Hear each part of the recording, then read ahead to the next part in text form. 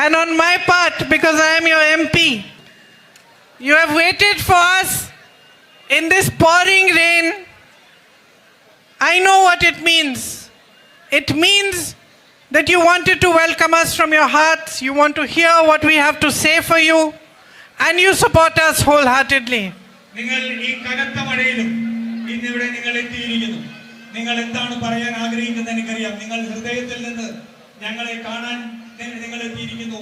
ഞങ്ങൾ സംസാരിക്കുന്നത് കേൾക്കാൻ എത്തിയിരിക്കുന്നു. നിങ്ങൾ യുഡിഎഫിനുള്ള പിന്തുണ നിങ്ങൾ പ്രഖ്യാപിക്കുന്നു. Before I start speaking, I want to thank all of you from the bottom of my heart for the immense support that you gave me in my election. എൻ്റെ ഇലക്ഷന് ഞാൻ തെരഞ്ഞെടുപ്പിനെ നേരിട്ടപ്പോൾ നിങ്ങൾ എനിക്ക് നൽകിയ ഏറ്റവും വലിയ പിന്തുണയ്ക്ക് ഞാൻ നിങ്ങളോടുള്ള കടപ്പാട് രേഖപ്പെടുത്തുന്നു. You belong to a culture and a tradition that stands for everything our constitution and our nation stands for. നിങ്ങൾ ഓരോരുത്തരും പ്രതിനിധാനം ചെയ്യുന്നത് നമ്മുടെ സംസ്കാരത്തെ, നമ്മുടെ ഈ രാജ്യത്തിന്റെ ഭരണഘടന വിഭാവനം ചെയ്യുന്ന എല്ലാത്തിനെയും പ്രതിനിധീകരിക്കുകയാണ് നിങ്ങൾ ഇവിടെ നിൽക്കുന്നത്. You have a multi-religious culture, a truly secular culture that deserves the respect of the whole of India. നിങ്ങൾ ഏറ്റവും മതേതരമായ, നിങ്ങൾ എല്ലാ മതങ്ങളെയും അംഗീകരിക്കുന്ന, ഈ രാജ്യത്തിന്റെ മുഴുവൻ പിന്തുണ അറിയിക്കുന്ന ഒരു ജനതയാണ് നിങ്ങൾ. Members of your society here have worked tirelessly to build it, to strengthen your society and to strengthen your roots. നമ്മുടെ പൂർവികർ ഉൾപ്പെടെ നമ്മൾ എല്ലാവരും ഈ ആഴത്തിലേക്ക് നമ്മുടെ മതേതരത്തെയും നമ്മുടെ ഒരുമയും നമ്മൾ പടുത്തുയർത്തുന്നതിന് വേണ്ടി പ്രവർത്തിച്ചവരാണ്. I feel so proud whenever I visit because I see schools, orphanages, universities, so many good works done by your community.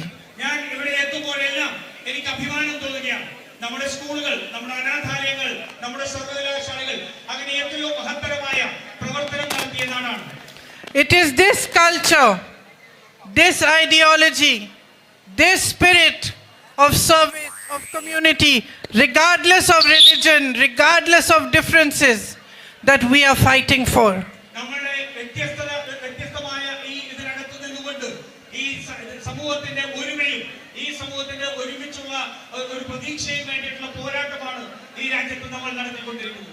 And there is nothing more important today than for us to strengthen your culture, strengthen this tradition of unity with which we can stand together as one and face everything that we have to face. നമ്മൾക്ക് നമ്മുടെ സംസ്കാരത്തിനെ, നമ്മുടെ പൈതൃകത്തിനെ, നമ്മുടെ ചരിത്രത്തിനെ എല്ലാം ഒരുമിച്ച് നിന്നുകൊണ്ട് ഈ പോരാട്ടത്തെ മുന്നോട്ട് കൊണ്ടുപോകുക എന്നതാണ് നമ്മുടെ ഏറ്റവും പ്രധാനപ്പെട്ട ലക്ഷ്യം. Especially today when there is so much anger, so much divisiveness being spread, we need to be clear.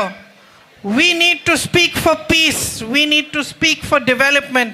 And we need to elect decent, courageous people who devote their time towards real work, helping to uplift society and understanding very well what their duty towards the people is. ഇന്ന് ഈ രാജ്യം വിഭജിച്ചു നിൽക്കുമ്പോൾ, ഈ രാജ്യത്ത് വലിയ രീതിയിലുള്ള വിദ്വേഷം പടർത്തുമ്പോൾ നമ്മൾ ഒരുമിച്ച് നിന്നുകൊണ്ട് അത്തരത്തിലുള്ള പ്രവർത്തനം നമ്മുടെ ജനങ്ങളെ ഒരുമിപ്പിച്ചുകൊണ്ട് ഞങ്ങൾ നടത്തേണ്ട പ്രവർത്തനത്തിന്റെ ഏറ്റവും പ്രധാനപ്പെട്ട ഒരു സമയത്താണ് നമ്മൾ നിൽക്കുന്നത്. You face immense difficulties in your daily life. നിങ്ങൾ നിങ്ങളുടെ നിത്യജീവിതത്തിൽ വലിയ കഷ്ടപ്പാടുകൾ നിങ്ങൾ അനുഭവിക്കുന്നുണ്ട്. I have been your MP now for 7 months. ഞാൻ ഇപ്പോൾ 7 മാസമായിട്ട് നിങ്ങളുടെ ജനപ്രതിനിധി MP ആയി നിൽക്കുകയാണ്. I travel to all parts of the constituency. ഞാൻ ഈ നിയോജക മണ്ഡലത്തിന്റെ എല്ലാ ഭാഗത്തേക്കും ഞാൻ യാത്ര ചെയ്യുന്നുണ്ട്. And I am beginning slowly to understand what your issues are, what your problems are. ഞാൻ അങ്ങനെ പതുക്കെ നിങ്ങളുടെ വിഷയങ്ങളെ സംബന്ധിച്ച് നിങ്ങളുടെ പ്രശ്നങ്ങൾ എന്താണ് എന്നുള്ളത് ഞാൻ മനസ്സിലാക്കിക്കൊണ്ടിരിക്കുകയാണ്. What I can see is tremendous strength of will and courage in facing whatever it is that you have to face. നിങ്ങൾ എന്ത് കഷ്ടതകൾ നിങ്ങൾ നേരിടേണ്ടി വരുമ്പോഴും നിങ്ങൾക്കുള്ള വലിയ ഒരു ധൈര്യം, നിങ്ങളുടെ കരുത്ത് അത് ഞാൻ കാണുന്നുണ്ട്. I have just come from the house of someone who had been killed by a tiger. ഞാനിപ്പോൾ ഒരു മനുഷ്യൻ കടുവയുടെ ആക്രമണത്തിൽ കൊല്ലപ്പെട്ട ഒരു മനുഷ്യന്റെ വീട്ടിൽ പോയിട്ടാണ് വരുന്നത്. I met his wife, his 2 daughters and his little son. ഞാൻ അദ്ദേഹത്തിന്റെ ഭാര്യയെ കണ്ടു, അദ്ദേഹത്തിന്റെ 2 പെൺമക്കളെ കണ്ടു, ഒരു കുട്ടിയെയും ഞാൻ കാണുകയുണ്ടായി. One of the big problems you are facing is the human-animal conflict. നിങ്ങൾ അനുഭവിക്കുന്ന ഏറ്റവും പ്രധാനപ്പെട്ട വിഷയങ്ങളിലൊന്ന് മനുഷ്യ വന്യജീവി സംഘർഷമാണ്. I can understand how upsetting this is for you. When you work hard to cultivate your crops and due to this problem the crops are destroyed, lives are destroyed, livelihoods are destroyed. എനിക്ക് കൃത്യമായിട്ട് മനസ്സിലാക്കാൻ കഴിയുന്നുണ്ട്. നിങ്ങളുടെ കൃഷിയിടങ്ങൾ നിങ്ങൾ വളർത്തിക്കൊണ്ടുവരുന്നു, അവിടെ കൃഷി ചെയ്തു വരുമ്പോൾ ഈ വന്യമൃഗ ആക്രമണത്തിൽ ആ കൃഷി നഷ്ടപ്പെടുന്നു, നിങ്ങളുടെ ജീവനുകൾ നഷ്ടപ്പെടുന്നു. I was thinking when I went to Gafur's house, which is just outside your constituency here, that this is now the 7th time that I have visited somebody who has died because of this conflict. ഞാനിപ്പോൾ നിങ്ങളുടെ നിയോജക മണ്ഡലത്തിന്റെ തൊട്ടടുത്തുള്ള ഗഫൂറിന്റെ വീട്ടിൽ ഞാൻ പോയിട്ട് വരുമ്പോൾ ഞാൻ മനസ്സിലാക്കുന്നു, ഈ ചെറിയ കാലയളവിൽ 7ാമത്തെ വന്യമൃഗ ആക്രമണത്തിൽ മരണപ്പെട്ട ആളെയാണ് കാണുന്നത്. It is very important for us to find concrete measures to protect lives and to protect livelihoods. നമുക്ക് നമ്മുടെ ജീവനും നമ്മുടെ ജീവനോപാധിയും സംരക്ഷിക്കാൻ ഏറ്റവും വലിയ പ്രവർത്തനം നമുക്ക് നടത്തേണ്ടതായിട്ടുണ്ട്, അത് സംരക്ഷിക്കേണ്ടതുണ്ട്. There is a lot of talk, but as you know, the state government is not trying hard enough to resolve this issue. ഒട്ടേറെ സംസാരം നമ്മൾ കേൾക്കുന്നുണ്ട്, പക്ഷെ ഞാൻ പറയട്ടെ, സംസ്ഥാന സർക്കാർ ഇത് പ്രതിരോധിക്കുന്നതിൽ വേണ്ടത്ര ശ്രദ്ധ ചെലുത്തുന്നില്ല, ചെയ്യുന്നില്ല. It was deeply disturbing to know about Anantu, who was electrocuted by an illegal electrical fence near Nilambur. നിലമ്പൂരിനടുത്ത് ഒരു അനധികൃതമായിട്ടുള്ള ഒരു വൈദ്യുതി കെണിയിൽപ്പെട്ട് അനന്തു എന്ന് പറയുന്ന നമ്മുടെ ചെറുപ്പക്കാരൻ മരണപ്പെട്ടത് വലിയ ദുഃഖമുണ്ടാക്കിയ സംഭവമാണ്. My heart goes out to his family. I hope Shanu Vijay and Yadu Krishnan, who were injured in the same incident, are better now. ഞാൻ അവരെ ഹൃദയത്തോട് ചേർത്ത് വെക്കുന്നു. ആ അപകടത്തിൽ പരിക്കേറ്റ ഷാനു വിജയനും അതുപോലെ തന്നെ യദു കൃഷ്ണനും വേഗം സുഖം പ്രാപിക്കട്ടെ എന്ന് ഞാൻ ആശിക്കുന്നു. I was told that the local people had complained about this issue before this incident happened. ഞാൻ മനസ്സിലാക്കുന്നത് അവിടുത്തെ പ്രാദേശികമായിട്ടുള്ള ആൾക്കാർ ഈ വിഷയത്തെ സംബന്ധിച്ച് ഈ സംഭവം ഉണ്ടാവുന്നതിന് മുമ്പ് തന്നെ അധികൃതരെ അറിയിച്ചിരുന്നു. Yet no action was taken. പക്ഷേ എന്നിട്ടും യാതൊരു നടപടിയും ഉണ്ടായിരുന്നില്ല. So it's very important that we all work together to put in proper systems to protect lives. അതുകൊണ്ട് നമ്മൾ എല്ലാവരും ഒരുമിച്ച് ചേർന്നുകൊണ്ട് വലിയ ഒരു സംവിധാനം ഒരുക്കിക്കൊണ്ട് ജനങ്ങളുടെ ജീവനെ സംരക്ഷിക്കുന്നതിന് വേണ്ടിയുള്ള പ്രവർത്തനം നടത്തേണ്ടത് അടിയന്തരമായി ആവശ്യമാണ്. We need to put in the systems that enable authorities to react with urgency when such issues are highlighted. നമുക്ക് ഇത്തരത്തിലുള്ള ഘട്ടത്തിലുള്ള സംഭവങ്ങൾ ഉണ്ടാവുമ്പോൾ അധികൃതർക്ക് പെട്ടെന്ന് അതിനോട് പ്രതികരിക്കാൻ കഴിയുന്ന രീതിയിൽ സംവിധാനം ഒരുക്കേണ്ടതുണ്ട്. Even our UDF cadres have to be alert to help and to impress upon authorities when such issues need urgent action so that accidents do not happen. ഇത്തരത്തിലുള്ള അടിയന്തര സംഭവങ്ങൾ ഉണ്ടാവുമ്പോൾ അതുപോലെ തന്നെ ഇത്തരത്തിലുള്ള സംഭവങ്ങൾ ഉണ്ടാതിരിക്കാൻ നമ്മൾ UDF-ന്റെ പ്രവർത്തകർ അധികാരികളോട് ഏറ്റവും അധികം സമ്മർദ്ദം ചെലുത്തേണ്ടതും ജാഗ്രതയോടെ നിൽക്കേണ്ടതും ഞാൻ മനസ്സിലാക്കുന്നു. There is no point blaming old laws or saying that it is somebody else's fault. When we are in government, when it is a state government, then it is the government's responsibility to place basic protections for lives and livelihoods. നമ്മൾ പഴയ നിയമത്തെ സംബന്ധിച്ചും മറ്റ് കാര്യങ്ങളെ സംബന്ധിച്ചും നമുക്ക് പറഞ്ഞു കഴിഞ്ഞിട്ട് കാര്യമില്ല. ഒരു സർക്കാർ ഉള്ളപ്പോൾ ആ സർക്കാരിന് ജനങ്ങളുടെ ജീവിതം സംരക്ഷിക്കുന്നതിന് വേണ്ടിയുള്ള സംവിധാനം ഒരുക്കുക എന്നുള്ളത് പ്രാഥമികമായ ഉത്തരവാദിത്തമാണ്. So many of my sisters are here. You have come here to hear us speak. എൻ്റെ ഒട്ടേറെ സഹോദരിമാർ ഇവിടെ എത്തിയിട്ടുണ്ട്. നിങ്ങൾ ഇവിടെ ഞങ്ങൾ സംസാരിക്കുന്നത് കേൾക്കുന്നതിന് വേണ്ടി എത്തിയതാണ്. I know the plight of the Asha workers of Kerala. കേരളത്തിലെ ആശാ വർക്കർമാരുടെ വിധി ദുരിതം ഞാൻ മനസ്സിലാക്കുന്നുണ്ട്. One of my tours over here, I met a number of them together and we had a long discussion. ഞാൻ കഴിഞ്ഞ പ്രാവശ്യം വന്നപ്പോൾ കുറേയധികം ആശാ വർക്കർമാരെ കാണുകയും അവരോട് ദീർഘനേരം ഞാൻ സംസാരിക്കുകയും ചെയ്തിരുന്നു. They are proud, brave women. They performed heroic services for the community during COVID. അവർ വലിയ ഒരു കരുത്തുള്ള സ്ത്രീകളാണ്, അവർ വലിയ അഭിമാനികളായ സ്ത്രീകളാണ്. നമ്മുടെ കോവിഡിന്റെ സമയത്ത് ഏറ്റവും അധികം പ്രവർത്തനം നടത്തിയത് അവരായിരുന്നു. And yet today, they are protesting for their basic right. പക്ഷെ അപ്പോഴും അവരുടെ ഏറ്റവും അടിസ്ഥാനപരമായ അവകാശങ്ങൾക്ക് വേണ്ടി അവർക്ക് പ്രതിഷേധിക്കേണ്ടി വരികയാണ്. When one of them told me that in the beginning, when the Asha worker program had begun, it used to be a voluntary thing. They could say we are free from so many hours to so many hours to work. ഞാൻ അവരോട് സംസാരിച്ചപ്പോൾ ഒരാൾ എന്നോട് പറഞ്ഞു, ഈ scheme ആരംഭിച്ചപ്പോൾ അത് വെറും ഒരു വോളണ്ടറി ആയിട്ടുള്ള നമ്മൾ സന്നദ്ധ പ്രവർത്തനം പോലെയായിരുന്നു. വളരെ ചുരുങ്ങിയ സമയത്ത് ചില മണിക്കൂറുകൾ മാത്രം ചെയ്യേണ്ട ഒരു പ്രവർത്തനമായിരുന്നു. They said to me that today they have to be available 24 hours a day, 7 days a week. അവർ എന്നോട് പറഞ്ഞു, ഇപ്പോൾ അവർക്ക് 24 മണിക്കൂറും ഒരാഴ്ചയിൽ 7 ദിവസവും അവർക്ക് പ്രവർത്തിക്കേണ്ട ചുമതലയുണ്ട്. Anytime they receive a call for some help, they have to go. എപ്പോൾ ഒരു ആവശ്യം ഉന്നയിച്ചുകൊണ്ട് ഒരു സഹായത്തിന് വേണ്ടി ഒരു വിളി അവർക്ക് എത്തുന്നു, അപ്പോഴെല്ലാം അവർ പോവേണ്ടതായിട്ടുണ്ട്. So if they are asking for a reasonable raise in their honorarium, if they are simply asking that after years of working as an Asha worker, give us at least 5 lakhs as a retirement amount, what is wrong with what they are asking? അങ്ങനെ ജോലി ചെയ്യുന്നവർ അവർ ചെയ്യുന്ന പ്രവർത്തനത്തിന് അവർക്ക് അർഹിക്കുന്ന ഒരു honorarium ലഭിക്കണം, അതിന് വർധനവ് ലഭിക്കണമെന്ന് പറയുമ്പോൾ, അവർ പിരിഞ്ഞു പോകുമ്പോൾ അവർക്കൊരു 5 ലക്ഷം രൂപ അവർ ഇത്രനാൾ ചെയ്ത സേവനത്തിന് ലഭിക്കണമെന്ന് പറയുമ്പോൾ അതിലെന്താണ് തെറ്റ്? Is it not their right? അത് അവരുടെ അവകാശമല്ലേ? So many of them told me, we are doing Asha work. We come home, we look after our children, we look after the whole family, we have to still cook food, we have to clean our home. Our work never stops.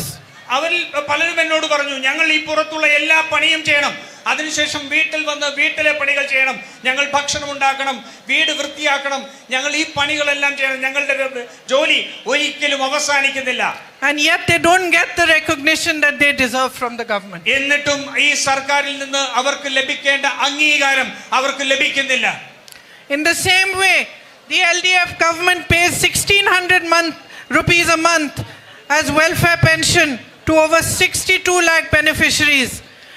അതുപോലെ തന്നെയാണ് സംസ്ഥാനത്തെ ഏകദേശം 62 ലക്ഷത്തോളം ഗുണഭോക്താക്കൾക്ക് സർക്കാർ 1600 രൂപ pension വെച്ച് കൊടുക്കേണ്ടതായിട്ടുണ്ട്. But this pension is being politicized. പക്ഷേ ഈ പെൻഷനും രാഷ്ട്രീയവൽക്കരിച്ചിരിക്കുകയാണ്.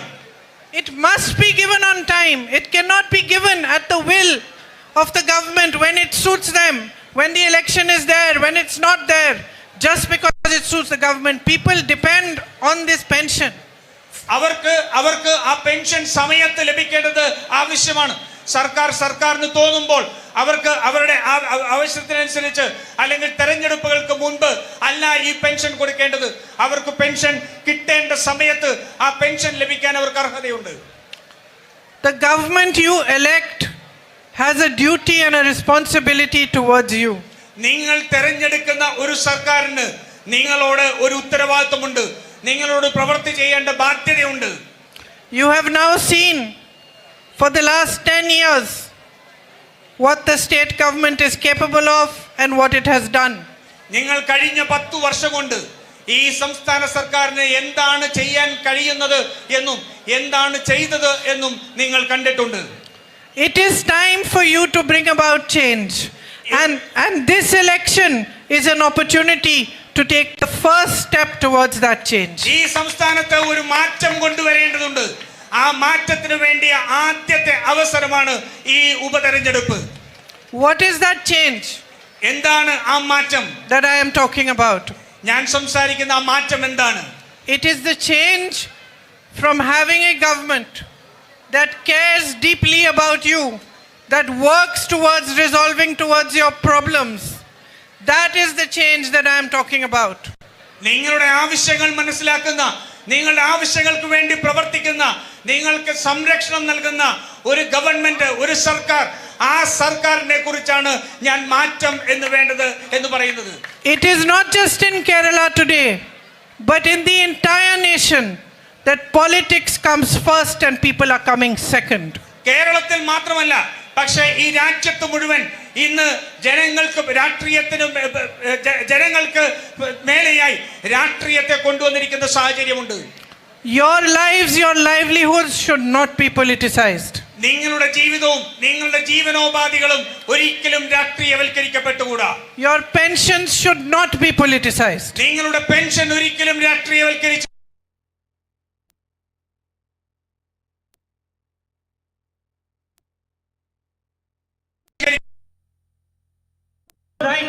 ഇത് നിങ്ങളുടെ അവകാശങ്ങളാണ്. And so bring in a government that understands this. അതുകൊണ്ട് ഇത് മനസ്സിലാക്കാൻ കഴിയുന്ന ഒരു ഗവൺമെന്റിനെ കൊണ്ടുവരേണ്ടതുണ്ട്. Bring in people like Aryandan Shaukat ji who work in a dedicated and committed fashion for you.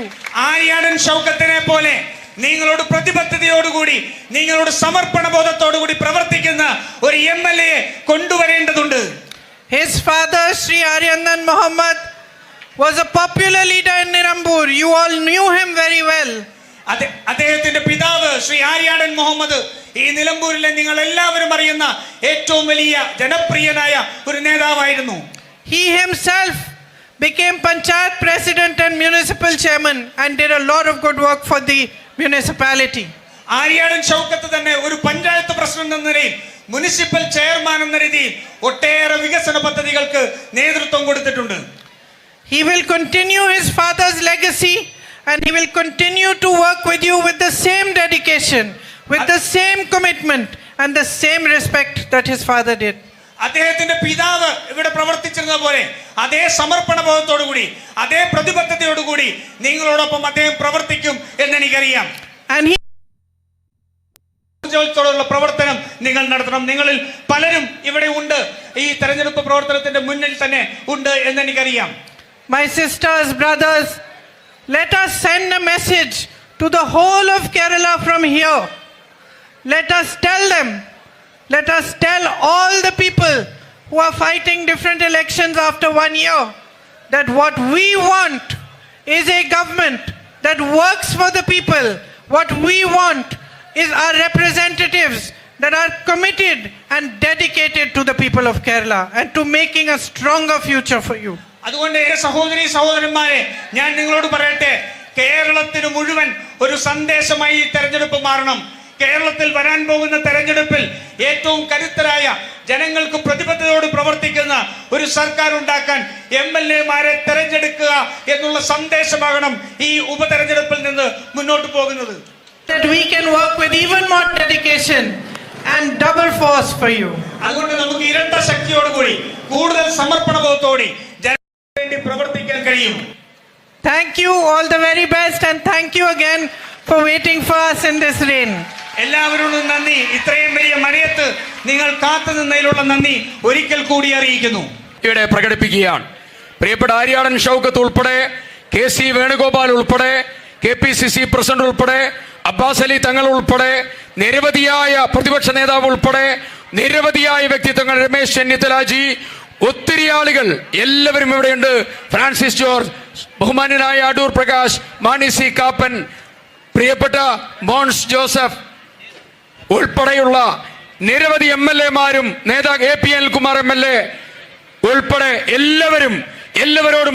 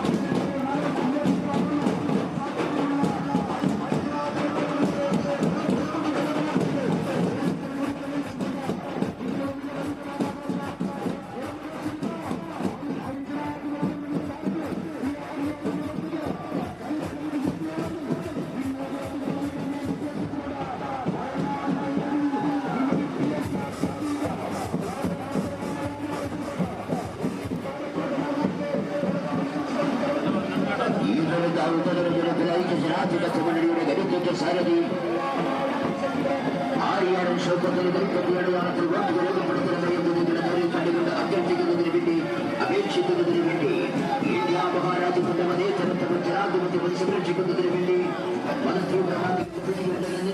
ജീവൻ ത്യജിച്ച ഇന്ദിരാ പ്രിയദർശിനിയുടെ ഇന്ത്യയുടെ ഉയർത്തി വരുന്ന ഇന്ദിരാ പ്രിയദർശിനിയുടെ ഭാരതത്തിന്റെ മതേതരത്വവും ജനാധിപത്യവും സംരക്ഷിക്കുന്നതിന് വേണ്ടി ഭാരതത്തിന് വേണ്ടി തന്റെ ജീവനം വീഴ്ത്തും സമർപ്പിച്ച രാജീവ് ഗാന്ധിയുടെ പുത്രിയും ഫാസിസ്റ്റ് ശക്തികൾ ഇന്ത്യയിലെന്ന് അവകാശപ്പെടുന്ന യോസിയുടെ പള്ളിയിൽ പോലും ഇത്തിഹാസത്തിന് വ്യക്തമായ ഭൂരിപക്ഷം നേടിക്കൊടുക്കാൻ നേതൃത്വം നൽകിയ ഇന്ത്യൻ രാഷ്ട്രീയത്തിലെ ഒഴിച്ചുകൂടാനാവാത്ത മധുരാരത്ന ശ്രീമതി പ്രിയങ്കാ ഗാന്ധി നമ്മുടെ മുഖ്യമന്ത്രി ശ്രീമതി പ്രിയങ്കാ ഗാന്ധിയുടെ ഈ വഴിക്കാലത്തിന്റെ വാക്കുകളിലൂടെ നൽകിയാണ് ആശ്രമിക്കുക അത് നോക്കുക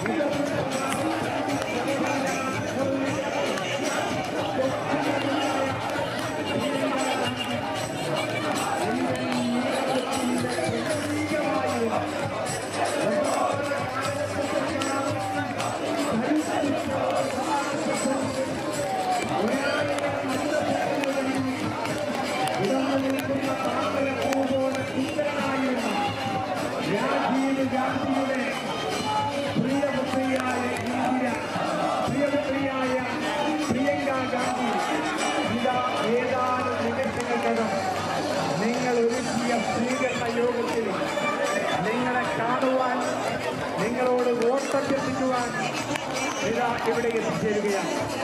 ഞാൻ സംസാരം ദീർഘിപ്പിക്കാൻ ആഗ്രഹിക്കുന്നില്ല. അവരെ നാം കാണുന്ന ദൂരത്ത് പ്രിയങ്ക ഗാന്ധി എത്തിച്ചേർന്നിരിക്കുന്നു. പ്രിയങ്ക ഗാന്ധി നിങ്ങളെ കാണുന്നതിന് വേണ്ടിയാണ് വരുന്നത്. ഇന്നത്തെ ഈ ഗവൺമെന്റ് എന്ന് പറഞ്ഞാൽ കഴിവുള്ളവരായ ഒരു മന്ത്രിമാരും ഈ മന്ത്രിസഭയിലില്ല.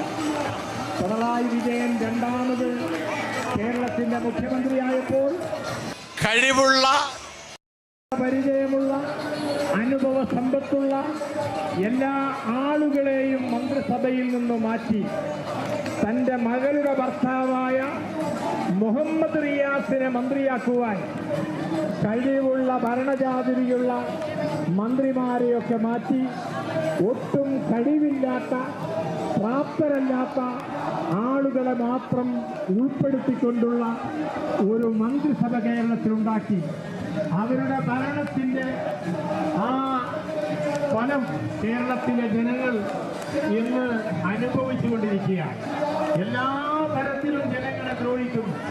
ഇവിടെ നിങ്ങളുടെ ഭൂനികുതി കൂട്ടി, വെള്ളത്തിന്റെ കരം വർദ്ധിപ്പിച്ചു, വൈദ്യുതി ചാർജ് കൂട്ടി, അങ്ങനെ എന്തെല്ലാം ജനങ്ങൾ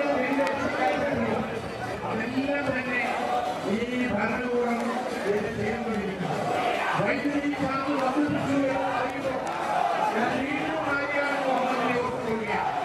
ആര്യാണ് അദ്ദേഹത്തിന്റെ ഭരണകാലത്ത് കുറയ്ക്കുകയാണ്. എന്നാൽ ഈ കാലമാടന്മാരുടെ കുറയ്ക്കുകയാണ്.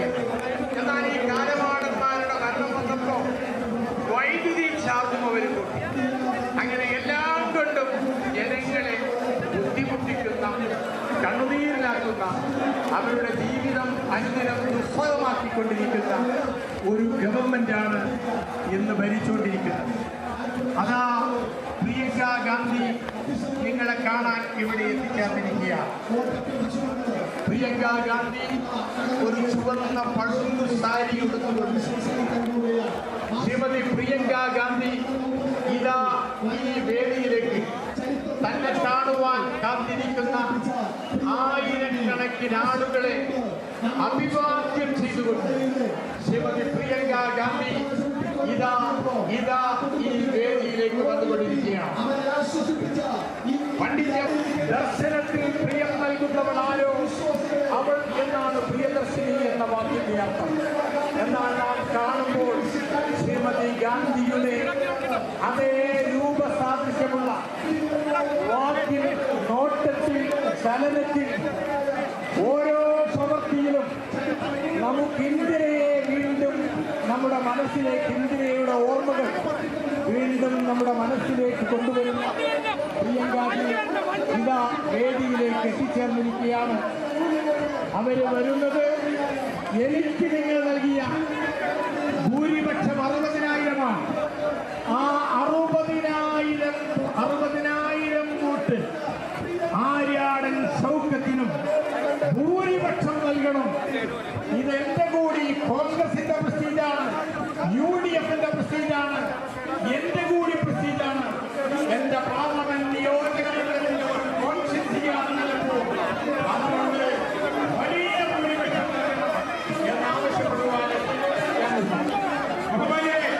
നമ്മളെല്ലാവരും ആലോചിച്ചാൽ കാത്തിരിക്കുന്ന നമ്മുടെ പ്രിയങ്കരിയായ പ്രിയങ്ക ഗാന്ധിയുടെ 10,000-കണക്കിന് ആളുകളെ സ്നേഹോത്സവമായ വെള്ളത്തിൽക്കൊണ്ട് ശ്രീ ആര്യാടൻ ഷൗക്കത്തിന്റെ വിജയം ഉറപ്പാക്കുമെന്ന് നിങ്ങളെ സാക്ഷി നിർത്തിക്കൊണ്ട് ഐക്യജനാധിപത്യ മുന്നണിയുടെ പ്രിയങ്കരനായ സ്ഥാനാർത്ഥികളുടെ വിജയം ഉറപ്പാക്കാൻ നിങ്ങളുടെ വിലപ്പെട്ട വോട്ടുകൾ കൈപ്പത്തിയിൽ നൽകണമെന്ന് അഭ്യർത്ഥിച്ചുകൊണ്ട് നമ്മുടെ പ്രിയങ്കരിയായ, നമ്മുടെ പ്രിയപ്പെട്ട MP ഇതാ പ്രിയങ്ക ഗാന്ധി ആയിരക്കണക്കിന്, 10,000-കണക്കിന് ആളുകളുടെ മനസ്സിന്റെ അകത്തളങ്ങളിലുള്ള 1,000 അഭിവാദ്യങ്ങൾ ഏറ്റുവാങ്ങിക്കൊണ്ട് നമ്മുടെ ഈ വേദിയിലേക്ക് വരികയാണ്. കേരളവും ഇന്ത്യയും ഇന്ന് അനുഭവിച്ചു കൊണ്ടിരിക്കുന്ന ദുരിതപൂർണമായ അവസ്ഥയ്ക്ക് പരിഹാരമുണ്ടാക്കുന്നതിന് വേണ്ടി നിങ്ങളുടെ വിലപ്പെട്ട വോട്ടുകൾ ഐക്യജനാധിപത്യ മുന്നണിയുടെ പ്രിയങ്കരനായ സ്ഥാനാർത്ഥി ശ്രീ ആര്യാടൻ ഷൗക്കത്തിന് കൈപ്പത്തിയിൽ നൽകണമെന്ന്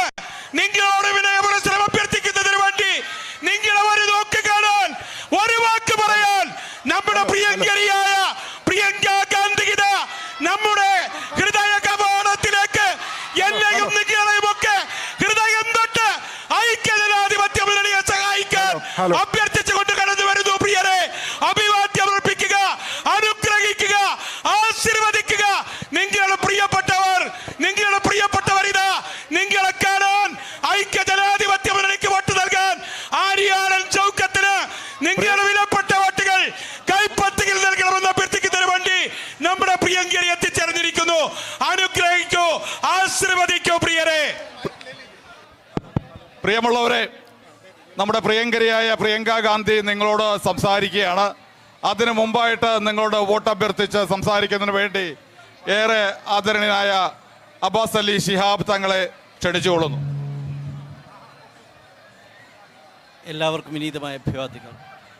ഇന്ത്യൻ ജനാധിപത്യത്തിൻ്റെ കാവലാളും ഇന്ത്യൻ ജനതയ്ക്ക് ഏറ്റവും പ്രിയങ്കരിയുമായ പ്രിയങ്ക ഗാന്ധി, അതുപോലെ നിലമ്പൂർ നിയോജകമണ്ഡലം ഐക്യജനാധിപത്യ മുന്നണി സ്ഥാനാർത്ഥി ശ്രീ ആര്യാടൻ ഷൗക്കത്ത്, AICC നേതാവ് KC വേണുഗോപാൽ, മറ്റു ഐക്യജനാധിപത്യ മുന്നണിയുടെ പ്രഗത്ഭമതികളായ നേതാക്കളെ, ജനാധിപത്യ വിശ്വാസികളെ, പ്രിയപ്പെട്ട ഐക്യജനാധിപത്യ മുന്നണിയുടെ പ്രവർത്തകരെ, ഈ വരുന്ന 19-ന് നിലമ്പൂർ നിയോജകമണ്ഡലം നിയമസഭാ ഉപതെരഞ്ഞെടുപ്പിനെ നാം അഭിമുഖീകരിക്കുകയാണ്. അന്നേ ദിവസം നാം ഓരോരുത്തരും നമ്മുടെയും അതുപോലെ നമ്മുടെ സുഹൃത്തുക്കളുടെയും കുടുംബാംഗങ്ങളുടെയും ഒക്കെ തന്നെ വിലയേറിയ വോട്ടുകൾ കൈപ്പറ്റി ചിഹ്നത്തിൽ രേഖപ്പെടുത്തിക്കൊണ്ട് ശ്രീ ആര്യാടൻ ഷൗക്കത്തിനെ വമ്പിച്ച ഭൂരിപക്ഷത്തോടുകൂടി വിജയിപ്പിക്കുകയും വരുന്ന നിയമസഭാ തിരഞ്ഞെടുപ്പിൽ ഇടതുപക്ഷ സർക്കാരിനെ താഴെ ഇറക്കുന്നതിൻ്റെ ആദ്യപടിയായിക്കൊണ്ട് വമ്പിച്ച ഭൂരിപക്ഷത്തോടുകൂടി ശ്രീ ആര്യാടൻ ഷൗക്കത്തിന് കൈപ്പത്തി ചിഹ്നത്തിൽ വോട്ടുകൾ രേഖപ്പെടുത്തിക്കൊണ്ട് വമ്പിച്ച ഭൂരിപക്ഷത്തോടുകൂടി വിജയിപ്പിക്കണമെന്ന് അഭ്യർത്ഥിച്ച് ഞാൻ എൻ്റെ വാക്കുകൾ ഉപസംഹരിക്കുന്നു.